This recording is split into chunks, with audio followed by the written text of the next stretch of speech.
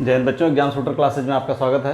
आज some applications of trigonometry 10th class की NCERT की बुक का चैप्टर 9 का एग्जाम एक्सरसाइज 9.1 का 15वां क्वेश्चन 15 नंबर क्वेश्चन है।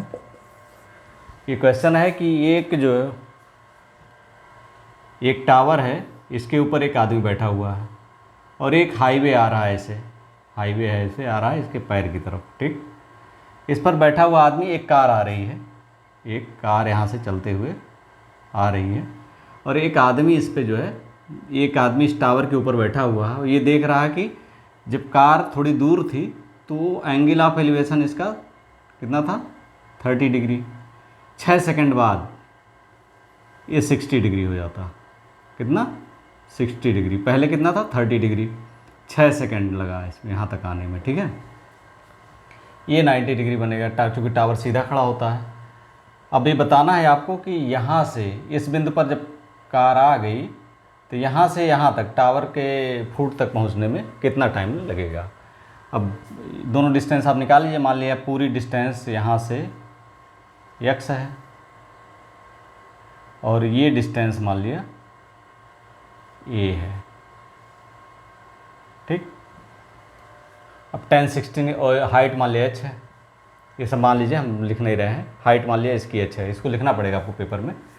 अब देखिए 10, चूँकि ये और ये दोनों एंगल इन्वॉल्व में, तो 10 होगा। tan 30 निकालिए।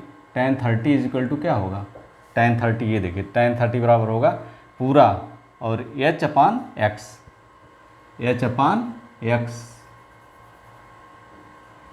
हाइट अपान बेस, यहाँ से यहाँ तक हाइट अपान बेस। ये बेस हमने x मान लिया टोटल। ठीक है, अब h बराबर क्या होगा, x गुणे 1/√3। ये tan की वैल्यू हो गई, x/√3। ठीक है, अब tan 60 निकालिए। tan 60 बराबर, ये मान ली इक्वेशन 1 है, h is equal to tan 60 degree क्या होगा, tan 60 बराबर h अपान a। h अपान ए मतलब हाइट अपान बेस। तो ये tan 60 है तो इसके लिए एंगल ये ट्रायंगल हो जाएगा। अगर इसे कोई नाम दे ABD, ये ट्रायंगल ABD में अगर देखेंगे तो tan 60 बराबर हो जाएगा हाइट अपान बेस। तो हाइट h है और बेस कितना है, ये है, हमने मान लिया h अपान ए। tan 60 होता है √3, तो h बराबर बाई a या h बराबर हो जाएगा a√3। एंगल 2 मान लीजिए, इक्वेशन 2 मान लीजिए। अब compare 1 and 2, equation 1 and 2 compare करिए। तो चूँकि h बराबर ए भी तो